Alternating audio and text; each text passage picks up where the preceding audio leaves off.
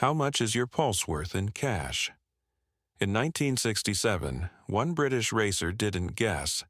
The desperate competitor walked straight into a bank, handed over his life insurance policy, and leveraged his physical existence for a loan.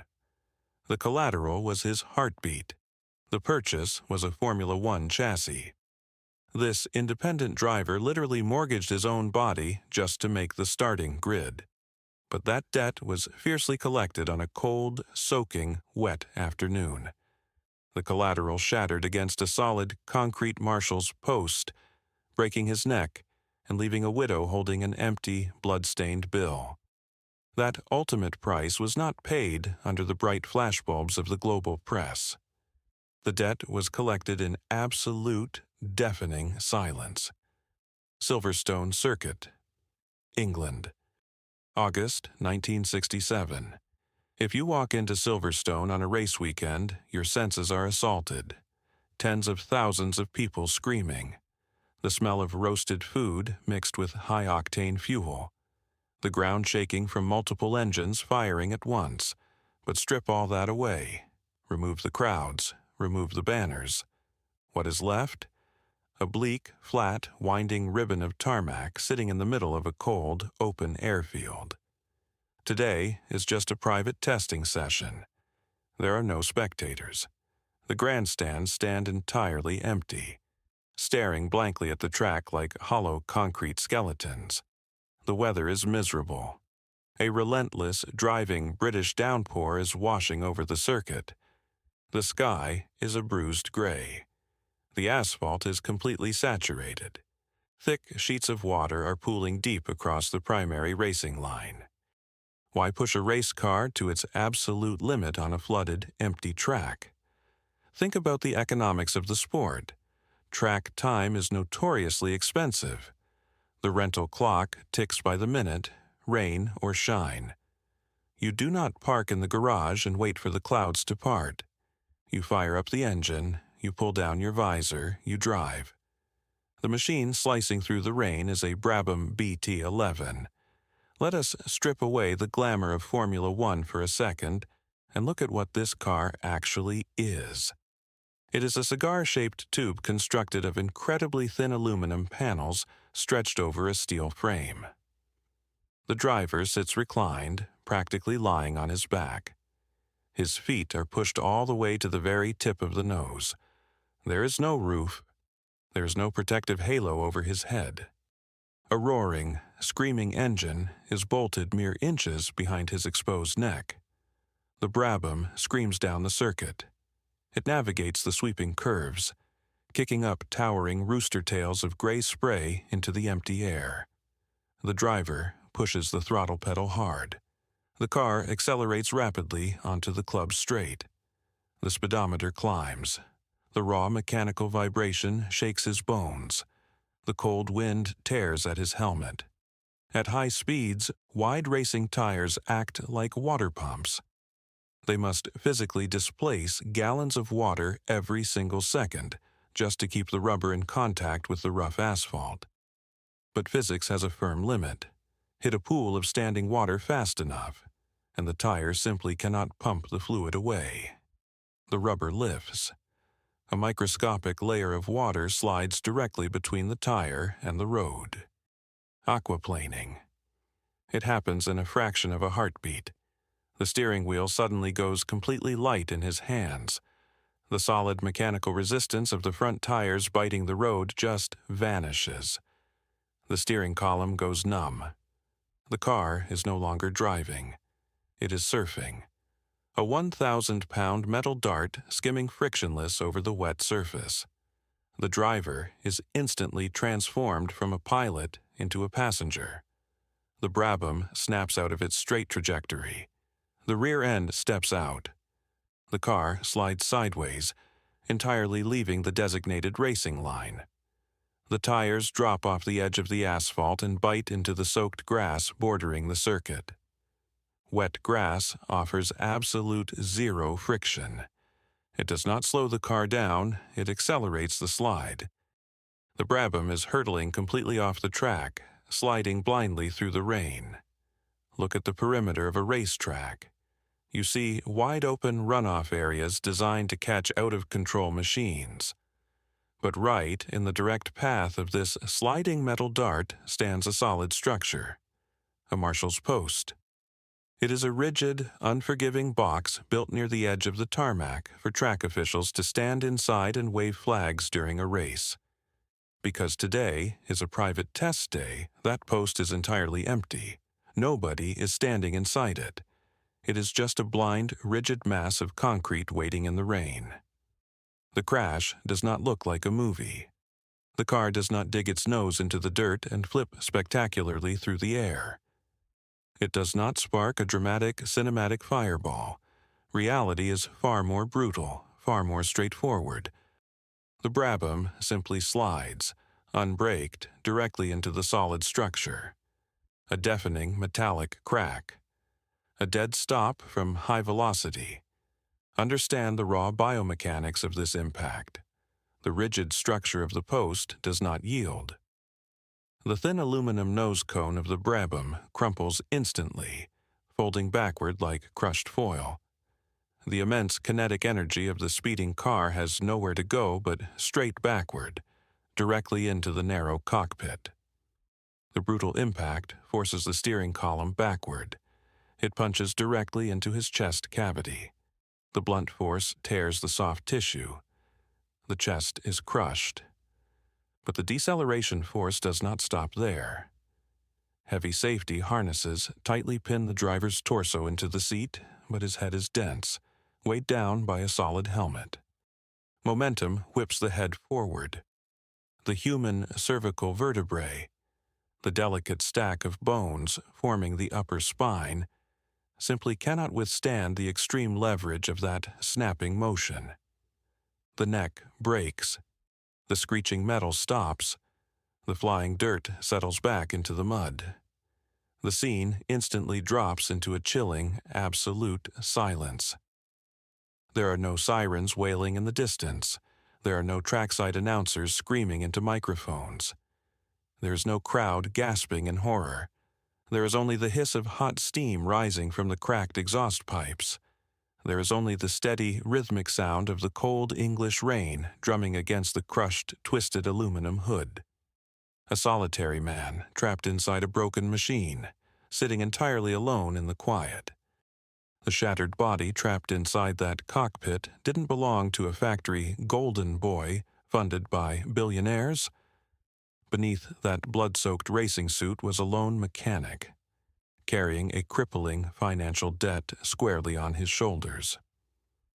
Formula One in the 1960s is a strictly guarded fortress built exclusively for the global industrial elite. Enzo Ferrari funds his racing ambitions with an entire automobile empire. Colin Chapman operates with the deep pockets of corporate sponsors backing Team Lotus. They operate sprawling state-of-the-art factories in Maranello and Norfolk. They deploy armies of white-collar engineers dressed in crisp, clean uniforms. They command endless operational budgets to test, break, and instantly replace cutting-edge titanium and aluminum components. Bob Anderson does not possess a trust fund. The working-class racer does not have a factory line. He is a privateer. In the golden era of motorsport, being a privateer is not a romantic rebellion against the system. It is a state of absolute grinding poverty masked by an obsession with mechanical velocity. Anderson established his own racing team under the name DW Racing Enterprises. The title sounds highly official. It projects the image of a legitimate corporate entity fully capable of challenging Ferrari on the starting grid. The physical reality of DW Racing Enterprises is a cramped, rotting wooden shed attached to the side of his house. The damp English weather leaks directly through the cracked wooden slats of the roof. There is no central heating system to fight off the bitter cold. There is no gleaming epoxy floor, only uneven, cracked concrete stained deep black by years of spilled fluids. The entire confined space permanently reeks of stale sweat, pungent gear oil, raw metal shavings, and cheap welding gas. Anderson does not employ a crew of specialized mechanics. The privateer is his own chief engineer, his own fabricator, and his own pit crew. Look directly at his hands. The skin is rough, severely calloused, and covered in deep, jagged scars from slipping steel wrenches and sharp, unfinished metal edges. Thick black grease is permanently worked deep into the grooves of his fingerprints and under his fingernails. The mechanic washes his hands with harsh industrial solvents, but the dark chemical stains never fully fade. While the highly paid factory drivers sleep in luxury hotel suites, Anderson spends his Tuesday nights lying flat on a thin piece of dirty cardboard placed directly on the freezing concrete floor. The exhausted independent manually wrestles a bulky, scalding transmission out of his chassis under the dim, flickering light of a single, naked, incandescent bulb. If a highly stressed internal gear strips during a race, the driver cannot simply walk over to a vast, fully stocked parts bin and grab a pristine replacement. The lone mechanic has to manually machine a new one from raw stock, attempt a risky weld on the broken metal, or humble himself by begging a rival factory team for their discarded, heavily worn spares. The logistical management of this precarious operation does not happen in a glass office. His wife acts as the entire administrative department. She sits at a small, cramped kitchen table inside the house, entirely surrounded by towering piles of greasy mechanical invoices and red final notice bills. She sits with a pen and carefully calculates the exact cost of high-octane racing fuel against their weekly grocery budget. The stress of managing an international Formula One campaign on a working-class income is a specific, relentless psychological torture. Every single mechanical failure on the racetrack directly threatens their basic, daily livelihood. A blown engine cylinder does not just mean a poor race result. It means they might default on their home mortgage. It means the lights might get shut off. This brings us to a staggering financial contradiction. A Formula One car is a masterpiece of highly specialized, bespoke engineering. Even purchasing a customer chassis from a manufacturer, like the Brabham BT11, requires an absolute fortune. The machine holds a financial value significantly higher than most residential properties in England at the time. A man operating a racing team out of a damp wooden shed cannot simply walk into a commercial bank and request a briefcase full of cash. Commercial banks operate strictly on cold risk assessment. A loan officer in the 1960s looks at a privateer wanting to buy a volatile, experimental race car as an unacceptable financial liability. Anderson has no factory backing. The applicant has no corporate sponsor to guarantee the loan. The mechanic has no physical assets valuable enough to cover the immense debt. The desperate competitor executes a dark, terrifying financial maneuver to bypass the system. The former motorcyclist walks into an insurance brokerage and purchases a comprehensive life insurance policy on himself. The privateer signs the paperwork, establishing a substantial cash payout in the event of his own premature death. The applicant then takes that legally binding document, walks straight into the bank, and drops it on the manager's desk. The driver utilizes his own death benefit as the absolute collateral to secure the capital needed to purchase the Brabham chassis. The racer does not mortgage a house. The underdog does not leverage a business asset. This desperate man literally mortgages his own pulse. The applicant signs a binding financial pact using his biological existence as the guarantee. The mathematics of this specific deal are brutally simple and entirely unforgiving. If the underdog manages to win races and collect the sparse prize money handed out to independent drivers, the monthly interest of the crushing debt can be slowly, painfully paid down. If the independent racing operation fails and bankruptcy hits, the family loses everything they own. But if the driver hits a solid concrete wall at 150 miles per hour, the bank does not lose their investment. They simply collect the immense cash payout directly off his corpse.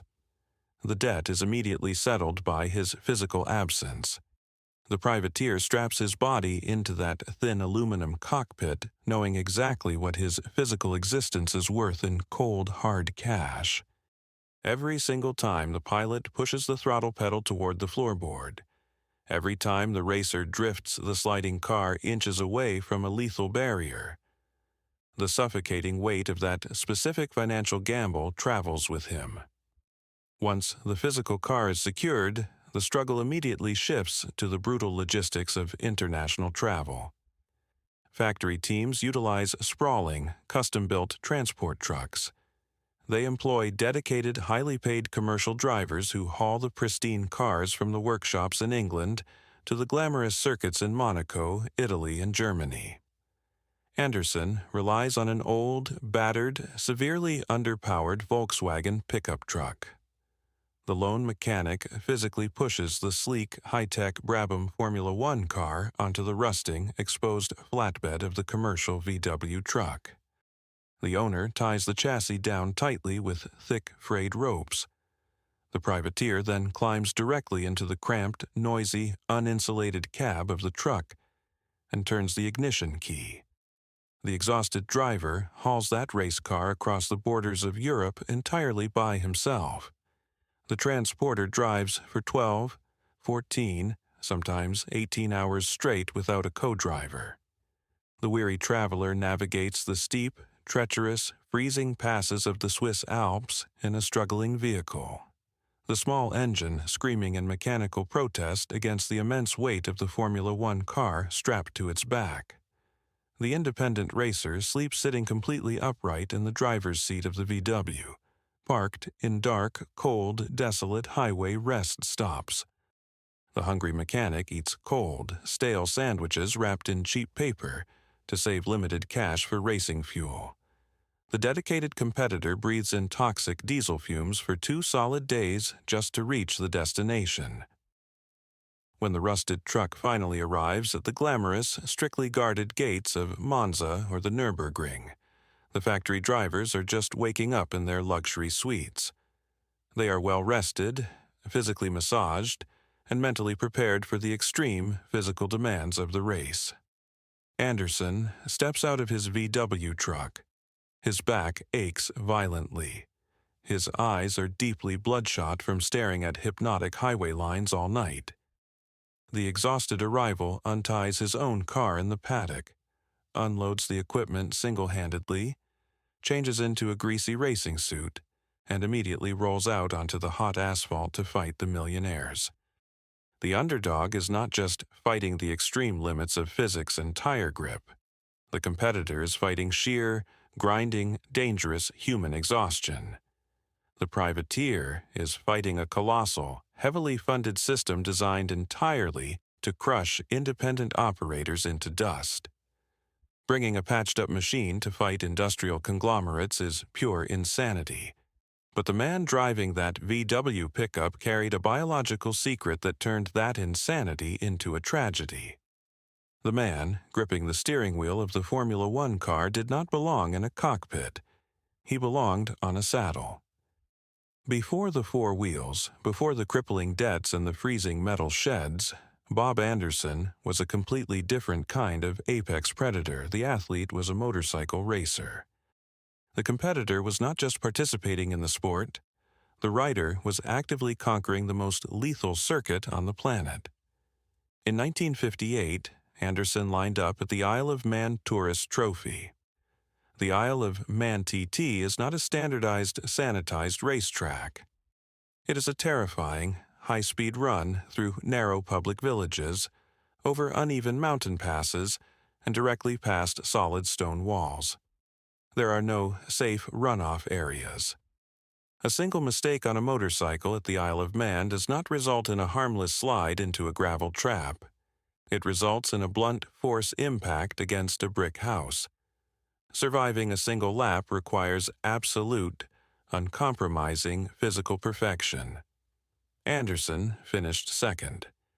The brave rider stood on the podium of the deadliest race on Earth. The medalist was at the absolute peak of his biological and mechanical abilities. Riding a high-performance motorcycle at those extreme limits is a brutal biomechanical equation. The rider is not simply steering a vehicle. The human body is a primary, active component of the machine's suspension system. When a motorcycle hits a violent bump at 140 miles per hour, the front forks and the rear shock absorber handle only a fraction of the kinetic energy. The rest of that brutal physical shock wave travels directly upward. It shoots through the metal foot pegs, through the thin leather seat, and drives straight into the human skeletal structure. The spine must act as the ultimate shock absorber. The core muscles must stay violently tense. The vertebrae must compress and expand continuously to keep the tires pressed firmly against the asphalt. You need a spine made of solid iron to survive a season of professional motorcycle racing. Anderson had the skill. He had the nerve. But his biology betrayed him in the most agonizing, insidious way possible. It was not a sudden, high-speed crash that ended his motorcycle career. It was a microscopic invasion. Open his medical records from the late 1950s. You will not find torn ligaments or simple concussions. You will find a diagnosis of severe osteomyelitis. What exactly is osteomyelitis? It is a highly aggressive bacterial infection of the bone. It is not a surface wound that heals with a simple bandage. It is a biological rot occurring deep inside the skeletal structure itself. Microscopic pathogens, typically aggressive Staphylococcus bacteria, find their way into the bloodstream through a minor cut or scrape. They circulate through the central system and anchor themselves deep inside the highly porous, blood-rich tissue of the bone marrow. Once they establish a colony, they begin to aggressively multiply and literally consume the living tissue. Bone is a rigid, unforgiving biological casing. When soft tissue like a muscle gets infected, it swells and expands outward. When the inside of a bone gets infected, it also swells, but the hard, calcified outer shell of the bone does not yield. The internal pressure inside the skeletal structure builds to agonizing, excruciating levels. The bacteria actively eat away at the bone matrix, creating pockets of dead, necrotic tissue. The bone begins to rot from the inside out. The structural integrity of the entire skeleton is fundamentally compromised. It becomes severely weak, highly brittle, and highly susceptible to microscopic fractures. Now, take a man suffering from active bone rot in his spine and put him back on a racing motorcycle. The sheer, blinding physical torture of that scenario is absolute. Every single time Anderson accelerated hard out of a corner, the extreme G-forces violently compressed his infected vertebrae. Every time the tires hit a ripple in the aggressive braking zone, the high-frequency mechanical vibration shot directly into the dying tissue of his back. Hanging his torso off the side of the machine at high speeds required the rider to violently twist and strain a spinal column that was actively being consumed by bacteria. The pain is not a sharp, sudden ache. It is a deep, relentless, sickening throb radiating from the very core of his body.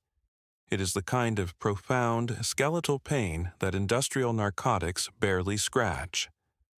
The stubborn athlete tried to fight through it. Racers are deeply conditioned to ignore physical discomfort. But osteomyelitis does not care about human willpower. A rotting bone simply cannot perform the extreme mechanical duties required to wrestle a racing motorcycle. His lap times began to drastically suffer. The sick rider could no longer absorb the violent kinetic energy of the Isle of Man or any other major circuit. The physical pain reached a critical, absolute threshold. The struggling motorcyclist could no longer hold his own body weight up on the metal foot pegs. The disease had physically broken his grip on the handlebars. The fallen champion was forced to make a brutal, deeply depressing admission. His career on two wheels was mathematically and physically over. The sport he had mastered, the machines he understood so intimately, were now physically impossible for him to operate. The former champion had to walk away from the paddock where he was a highly respected elite icon. For most professional athletes, a degenerative skeletal disease is the definitive end of the road. They retire. They undergo agonizing surgical interventions to scrape out the dead bone, and they spend the rest of their lives quietly trying to manage the chronic pain. Anderson absolutely refused to stop racing. The addict of speed refused to step away from the velocity.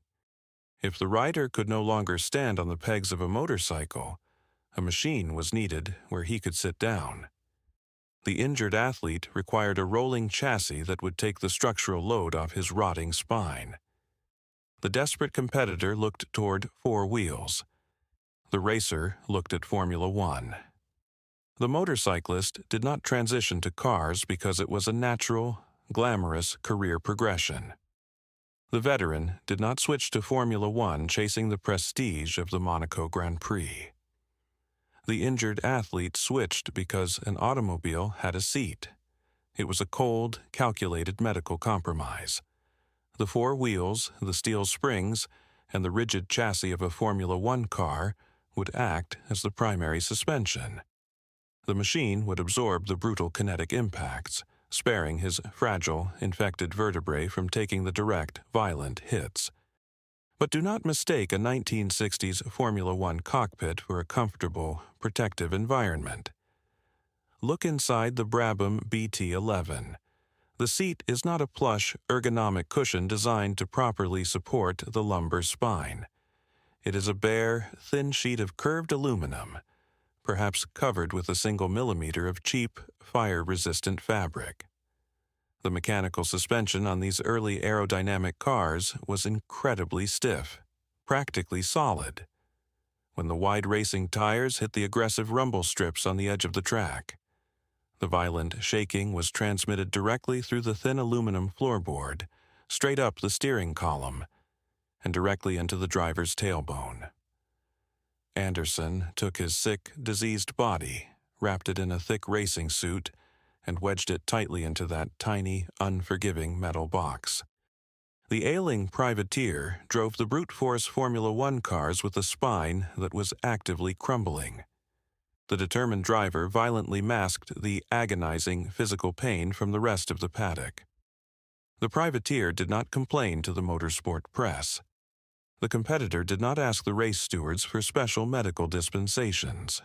The sick man suffered in absolute silence. The pilot gripped the steering wheel, using the immense rush of adrenaline during the race to temporarily override the screaming nerve endings deep in his back. Every single mechanical gear shift, every aggressive braking zone, every violent cornering maneuver required the driver to physically brace a skeleton that was fundamentally failing him. The underdog was competing against men in peak physical condition. The independent was fighting young, fully funded drivers with perfectly healthy bodies. The veteran was fighting them while his own biology waged a toxic, microscopic war against itself. The compromised athlete traded the brutal physical demands of the motorcycle for the terrifying mechanical risks of the Formula One car simply to stay in the game. The desperate man accepted the crippling financial debts, the life insurance gambles, and the lonely nights in the freezing shed just to secure a seat that would physically accommodate his disease. The entire transition was born of absolute physical desperation, a rotting back, an empty pocket. Yet that patched-up combination created a miracle that humiliated the wealthiest men in Europe. That patched-up combination of a rotting spine and a desperate financial gamble created a genuine miracle that humiliated the wealthiest men in Europe. The year is 1964. The venue is the Austrian Grand Prix. Look closely at the specific geography of this race. The track is the Zeltweg airfield. This is not a purpose-built, silky smooth racing circuit nestled in a glamorous European park. It is a harsh, highly abrasive military airstrip. The racing surface is constructed entirely of immense, uneven concrete slabs joined together by thick, rigid seams of tar. Every single time a Formula One car crosses one of those harsh seams at 150 miles per hour, the stiff suspension slams a brutal shockwave directly up through the chassis. Now, analyze the man sitting inside the customer Brabham. A man suffering from active bone rot in his spine. Every single lap around the Zeltweg concrete is a physical beating. The severe mechanical vibration threatens to shake the steering column loose. It violently threatens to shake his fragile vertebrae completely apart. Who is he lining up against on this grid? The starting lineup is packed densely with the absolute titans of the global industrial racing complex. Scuderia Ferrari arrives with their howling 12-cylinder engines, backed entirely by the infinite wealth and resources of Enzo Ferrari. Team Lotus brings their revolutionary lightweight chassis, supported by corporate sponsorships and dedicated teams of aerodynamic engineers. British Racing Motors rolls out their perfectly tuned, factory-fresh machines. Look at the pit lane. These factory teams have multiple spare cars sitting ready under the awnings. If a highly paid factory driver misses a gear and blows an engine during Friday practice, panic does not set in. The corporate employee simply steps out of the smoking vehicle, walks casually over to a brand new car, and goes back out onto the track. If Bob Anderson blows his engine, his weekend is over, his season is over. His bank calls the loan. The financial stakes create an immense, invisible weight pressing down on his chest before the green flag even drops. How does a lone mechanic with a private car fight a billionaire's factory team? The underdog cannot outspend them. The privateer cannot out-engineer their wind tunnels. The independent simply has to out-survive them. The 1964 Austrian Grand Prix becomes a brutal war of mechanical attrition. The abrasive concrete runway of the military airstrip begins tearing the highly strung factory grid apart. The violent, relentless vibrations snap delicate suspension arms on the Ferraris. The high speeds and rough surface overheat the fragile Lotus engines. Factory drivers are forced to pull over to the side of the runway, abandoning their million-dollar machines as thick white smoke pours out of the exhaust pipes into the Austrian sky. Anderson does not drive with the reckless, aggressive abandon of a factory employee.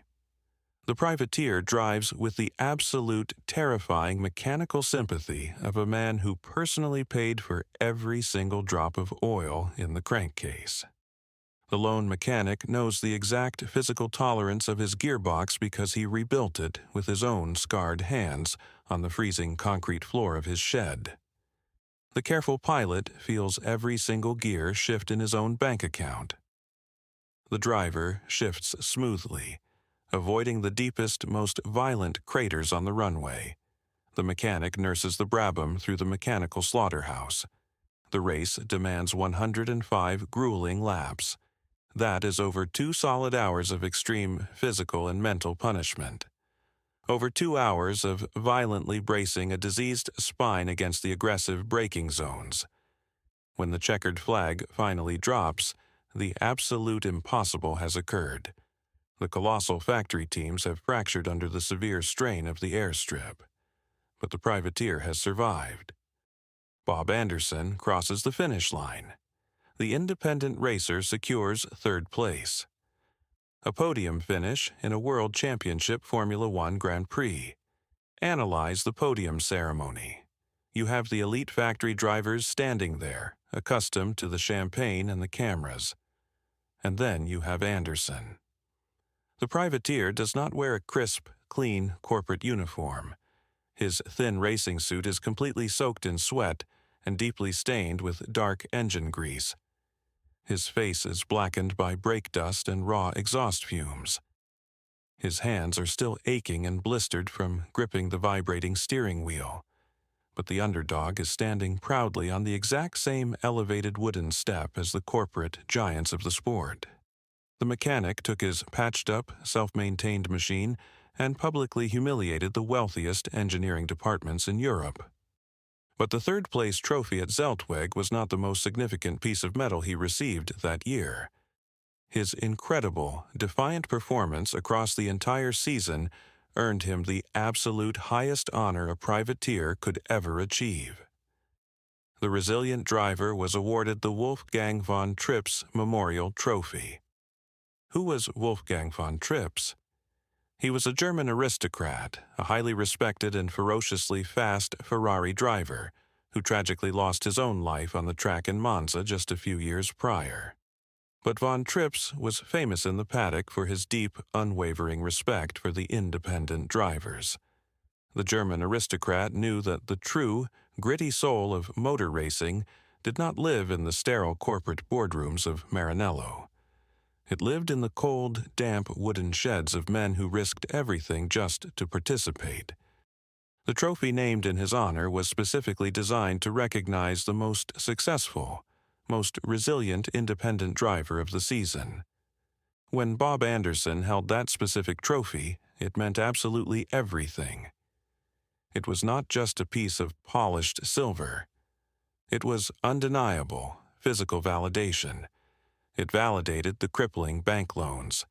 It validated the agonizing, desperate life insurance gamble. It validated the 18-hour drives across the Swiss Alps in a noisy, vibrating Volkswagen pickup truck while inhaling diesel fumes.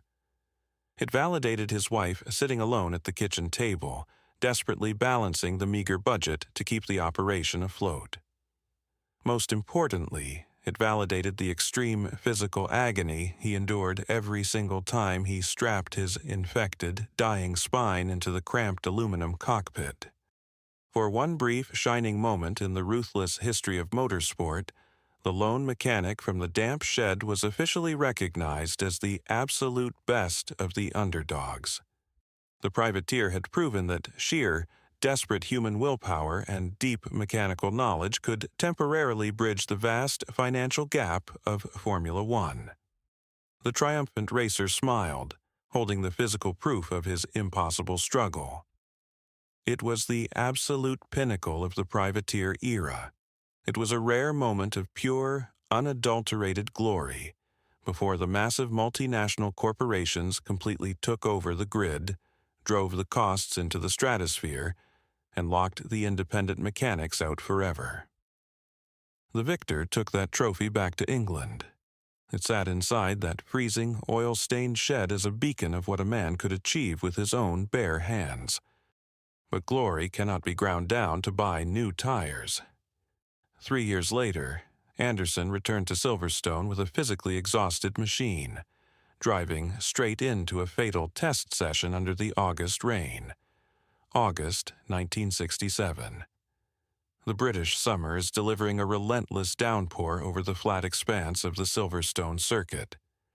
The international racing calendar is pushing forward. The upcoming Canadian Grand Prix is looming on the immediate horizon. Participating in a North American race is a staggering logistical expense for any independent racing team. Transporting a fragile Formula One chassis across the Atlantic Ocean requires serious capital. Before committing to that immense financial expenditure, a privateer must absolutely verify that the machine is physically capable of surviving the race distance. You do not ship a broken car to another continent. You book a local test session. You bring the car to Silverstone, even in the pouring rain, and you force it to run. When a race car violently loses traction and slides off a flooded circuit, the official incident reports usually default to a very clean, convenient narrative. They blame the unpredictable weather. They cite a sudden, unavoidable patch of standing water. They blame driver error. But look past the sterile official documents. Look directly at the cold, hard forensics of a privateer operation.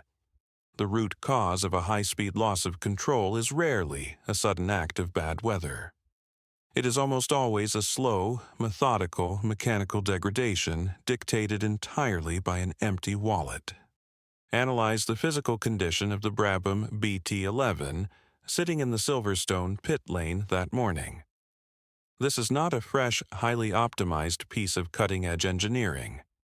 This is a severely exhausted machine. It is a mechanical casualty of financial starvation. Start by looking at the power plant sitting right behind the driver. The car is utilizing a Coventry Climax engine. By August of 1967, this specific engine architecture is essentially an antique. The sprawling, well-funded factory teams have long since abandoned it, moving on to highly developed, incredibly powerful, and perfectly tuned multi-cylinder engines. Anderson is forced to run obsolete machinery simply because he cannot afford the modern alternative. But it is not just old, it is severely worn. An internal combustion engine operating at Formula One speeds experiences extreme internal friction and immense thermal stress.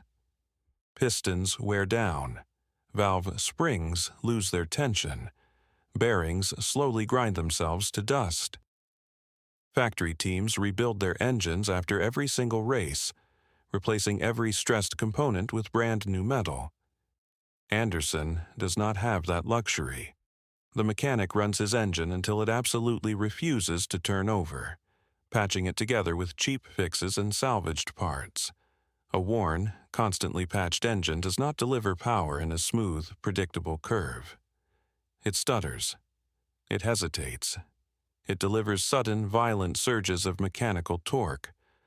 On a perfectly dry track, a highly skilled driver can manually manage a temperamental throttle. But on a severely flooded track, the margin for error is absolute zero.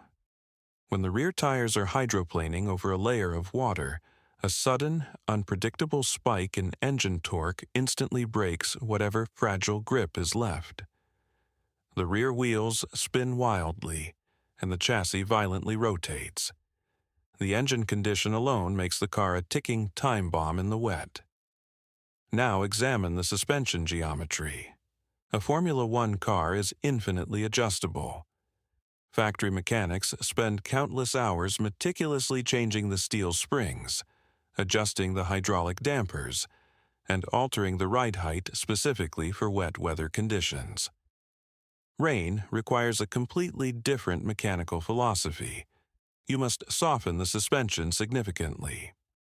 A softer car rolls more, transferring weight smoothly and allowing the tires to physically press down through the standing water and find the rough asphalt underneath. Executing these highly specific wet weather setup changes requires dedicated testing time, a large inventory of expensive spare springs, and a team of specialized engineers analyzing tire temperatures. A privateer operating out of a wooden shed possesses none of these things. Anderson is highly likely running a severely compromised, stiff, dry-weather setup on a flooded track. A rigid suspension cannot absorb the physical bumps of the tarmac. Instead of cutting through the water, the stiff chassis causes the tires to violently bounce and skip over the surface. The car is effectively skipping like a flat stone thrown across a pond. There is no mechanical grip because the suspension refuses to let the tires touch the ground.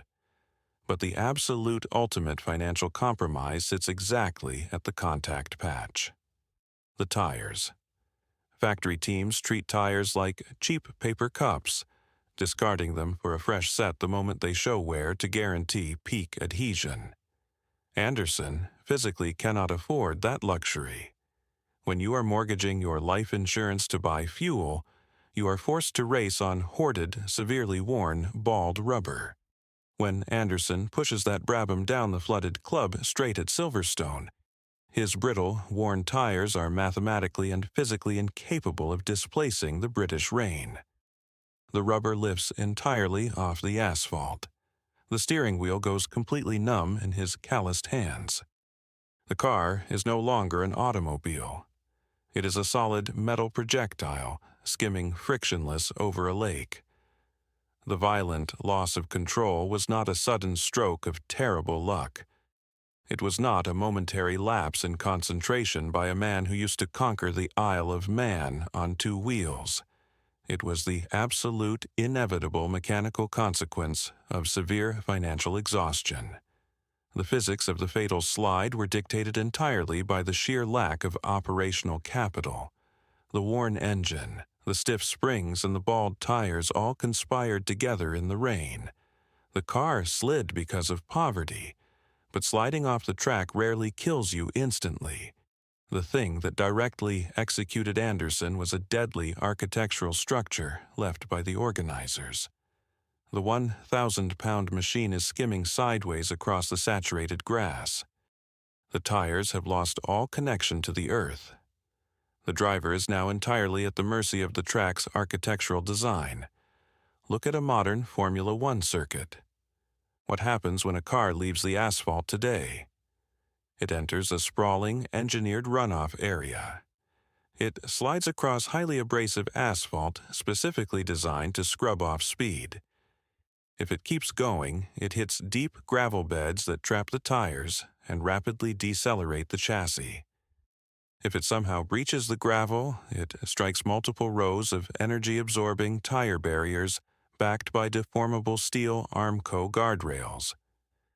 The entire perimeter of the modern track is a giant, well-funded safety net designed specifically to dissipate kinetic energy and protect the fragile human body. Now, look at the Silverstone circuit in 1967. Look specifically at the outside edge of the Stowe corner. There are no gravel traps. There are no energy-absorbing tire walls. There are no deformable steel guardrails. There are no bales of straw. There is only a thin, slick strip of wet grass, and sitting immediately on the edge of that grass is a marshal's post. Analyze this specific architectural structure. What is a 1960s marshal's post? It is not a temporary, lightweight fabric tent. It is a highly rigid, unyielding physical obstacle. It is a solid box constructed of thick timber and dense concrete, built permanently and deeply into the English soil. Its sole administrative purpose is to provide a slightly elevated, weather-resistant platform for track officials to stand inside and wave colored flags at the passing cars. Why is it positioned there? The track organizers placed it directly adjacent to the high-speed racing line so the marshals could easily see the cars in the rain. They prioritized line of sight over human survival. They constructed an immovable, blunt force object mere inches away from machines traveling at 150 miles per hour. They essentially built a concrete wall on the apex of a lethal corner. It is an architectural guillotine waiting for a victim. When the sliding Brabham reaches the edge of the grass, the inevitable collision occurs. A Formula One car sliding off a wet track should simply result in a damaged suspension arm, a broken front wing, and a frustrated privateer mechanic. It should be a purely financial penalty, a loss of metal, a loss of money.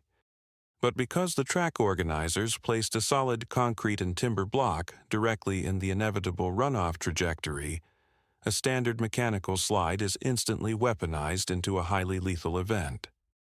The front end of the Brabham strikes the solid base of the marshal's post. Process the extreme violence of a sudden high-velocity deceleration. The thick wooden beams and the solid concrete base of the post do not yield. They do not bend. They do not fracture. They do not absorb a single fraction of the kinetic energy. The structure stands absolutely rigid against the impact. The thin, fragile aluminum nose cone of the Brabham is the first thing to make contact. Aluminum offers absolutely no structural resistance against solid concrete. The metal skin of the race car instantly crushes inward, folding back on itself like foil. The front suspension wishbones snap violently. The magnesium wheel rims shatter into shrapnel. But the immense forward kinetic energy of the speeding chassis cannot simply disappear into the air. Physics dictates that energy must travel somewhere. Since the concrete post refuses to absorb the force, the energy travels directly backward, straight down the longitudinal axis of the car and directly into the incredibly cramped, highly exposed cockpit. Look at the steering column of the Brabham BT-11. In a modern automobile, a steering column is a highly engineered, collapsible safety unit. It contains slip joints. During a severe frontal impact, a modern column telescopes inward upon itself, actively shrinking to avoid impaling the driver. The 1960s Brabham does not possess a collapsible steering column. It utilizes a single, thick, solid steel shaft connecting the steering wheel directly to the front axle rack. When the front of the car violently crushes inward against the concrete, that thick steel shaft is violently forced backward into the cockpit. It acts exactly like a blunt metal spear. The driver is strapped tightly into his seat, completely unable to brace himself or move away from the invading metal. The steering wheel and the central column are driven violently backward, punching directly into the center of his chest. The human rib cage is biologically designed to protect the vital internal organs from moderate, everyday impacts. It is completely, fundamentally incapable of withstanding the concentrated, blunt force trauma of a solid steel steering column driven by the kinetic energy of a decelerating race car. The metal rim of the steering wheel violently crushes the sternum. The immense localized pressure rips directly through the layers of the racing suit and violently tears the soft tissue of the chest wall. The delicate lungs and the highly vascular heart muscle are subjected to a catastrophic, crushing impact. The chest cavity is physically compromised. But the absolute devastation to the human anatomy does not end at the crushed chest. The torso is firmly pinned backward by the steering column and the tight safety harnesses, but the human head, encased in a dense, solid fiberglass helmet, is completely unrestrained. Modern drivers wear advanced head and neck support devices, tethering their helmets to their shoulders to prevent extreme movement. In 1967, the helmet is just a dead weight sitting on top of the spine. When the chassis hits the immovable concrete post and stops dead in a fraction of a millisecond, the dense helmet continues traveling forward at the exact speed the car was previously moving. This creates an extreme, catastrophic whiplash effect on the cervical spine. The neck is the weakest structural point of the human skeleton. It consists of 7 delicate vertebrae, separated by thin, fragile discs of cartilage, entirely responsible for supporting the weight of the skull. The sudden, immense leverage of the helmet, snapping violently forward, exerts a tearing physical force on those delicate bones. The ligaments instantly tear. The spinal cord is violently stretched beyond its biological limits. The delicate cervical vertebrae simply cannot withstand the extreme mechanical load generated by the sudden deceleration. The neck breaks. It snaps with a sickening biological finality. The vital neural connection between the brainstem and the rest of the body is instantly, permanently severed. The man who had previously survived the Isle of Man, the man who had fought through the agonizing pain of a rotting skeletal disease, is instantly incapacitated by the sheer architectural negligence of a concrete block. The violent mechanical noise of the collision ends almost instantly. The sickening crunch of tearing aluminum against solid concrete lasts only a fraction of a second. Then, the true, horrifying reality of the track environment sets in. Look at the marshal's post again. Because this is a private, unofficial Thursday testing session, that rigid, deadly box is completely empty. There is no track official standing inside it, holding a flag. There is no course worker there to witness the impact. There is no specialized extraction team waiting nearby to immediately run to the crushed cockpit and render emergency medical aid. The track organizers built a lethal, unforgiving hazard directly on the edge of a high-speed corner, and on this specific rainy afternoon in August, they left it completely unmanned. They essentially left a loaded weapon sitting on the edge of the circuit. The privateer is trapped deeply inside the mangled aluminum wreckage, bleeding profusely from the massive chest trauma, his neck catastrophically broken. The dying pilot is entirely alone. The cold British rain continues to fall relentlessly, washing the spilled engine oil and the leaking coolant off the twisted metal bodywork. The harsh, metallic ticking of the hot exhaust pipes cooling down in the damp air is the only sound cutting through the gloom.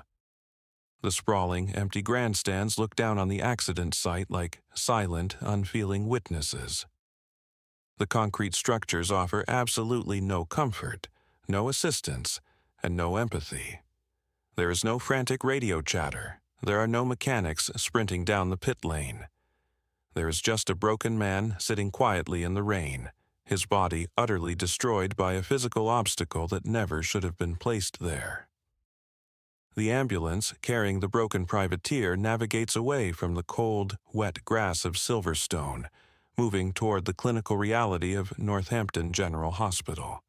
The trauma is too absolute for the central nervous system to process. Just a few short hours after the Brabham slammed into the concrete marshal's post, the biological struggle quietly ends. On August 14, 1967, the same exact day he drove into the circuit under the British rain, Bob Anderson takes his final, shallow breath. When a man dies in a hospital, the immediate medical crisis concludes, but a highly rigid, bureaucratic process instantly begins. A physician legally pronounces the time of death. A clerk types up an official standardized death certificate. It is a cold, emotionless piece of administrative paper. But for Bob Anderson, that specific piece of paper carries a terrifying, deeply cynical financial weight. Follow the paper trail. That official death certificate is mailed directly from Northampton to a corporate insurance office. A claims adjuster opens the file, verifies the date of death, and formally approves the claim. The life insurance policy is officially triggered. Remember the desperate, calculated financial maneuver Anderson executed just to secure his place on the starting grid. Remember the document he slapped down on the bank manager's desk. He had used his own physical existence, his own pulse, as the absolute collateral to purchase the Formula One chassis. Now, the gruesome mathematics of that contract are fully realized. The bank does not mourn the loss of a highly talented, fiercely independent racing driver. A commercial bank does not feel grief. A bank only recognizes assets, liabilities, and the exact balancing of a financial ledger. When the insurance payout is processed, the massive sum of cash is transferred directly into the bank's holding accounts. The loan is fully satisfied. The crippling financial debt hanging heavily over DW Racing Enterprises is instantly wiped clean. The Formula One car is officially paid off. Think about the sheer agonizing irony of that transaction. The fallen driver did not pay off his race car by winning a glorious world championship. The privateer did not pay it off by securing a massive, lucrative corporate sponsorship deal. The independent paid off the bank loan with his own severed spine. The mechanic literally bought that machine with his own blood. The financial system demanded an ultimate price for allowing a working-class mechanic to play in a billionaire's sandbox, and the system aggressively collected exactly what it was owed. Look back at the small, quiet house in England. The wife who acted as the administrative backbone of the racing operation sits in silence. For years, she sat at that exact table, surrounded by towering stacks of greasy invoices, desperately trying to stretch a meager mechanic's budget. She lived in a constant state of financial anxiety, knowing that a single blown engine could cost them their home. Now, the financial stress is gone. The bank is no longer calling. The debt is clear, but the cost of that financial freedom is the permanent destruction of her family. She is left holding the canceled loan documents, a widow alone, the victim of a sport that took her husband's money and ultimately took his life. The unceremonious death of Bob Anderson, signifies something much larger than the loss of one highly skilled driver.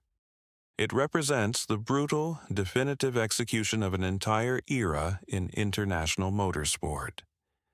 His passing closed the door on the golden age of the privateer. The world of Formula One was rapidly and violently evolving. The cars were becoming exponentially faster, highly aerodynamic, and dangerously complex. The sport was aggressively transforming into a massive, multinational corporate battlefield. To compete on the grid, you could no longer rely on a salvaged engine and a profound understanding of mechanical grip. You needed dedicated wind tunnels. You needed advanced aerospace materials. You needed millions of dollars in corporate funding. The gap between the wealthy factory conglomerates and the lone mechanics operating out of their backyard sheds had grown too wide, too expensive, and far too lethal. A man could no longer compensate for a severe lack of financial capital with sheer, uncompromising bravery and a high tolerance for physical agony. Bob Anderson was the absolute ultimate embodiment of the independent spirit. He was a man who refused to accept his place in the social and financial hierarchy. He fought the wealthy elite with a patched-up car, a broken back, and a mortgaged life. He proved, for one brief, brilliant moment on a rough Austrian airstrip, that human willpower could temporarily outrun corporate money. But the system does not tolerate anomalies for long. The physical demands of the sport and the ruthless, unforgiving architecture of the race tracks eventually caught up with his empty wallet. The privateer dream was not a sustainable business model. It was a highly dangerous, desperate gamble. And on a wet afternoon in August, the gamble failed. The sport moved forward, the bank balanced its books, and the lone mechanic was permanently erased from the grid. Bob Anderson did not die surrounded by television cameras or cheering crowds. He passed away alone in the quiet rain, leaving behind a blood-stained contract. Surviving a rotting spine only to be executed by a bank loan and a concrete box is speed's most bitter irony. What are your thoughts on Bob Anderson's final ride and this brutal financial trade-off? Drop a comment below. If you liked this video, please subscribe to Terminal Velocity for more stories. Thanks for tuning in, and farewell.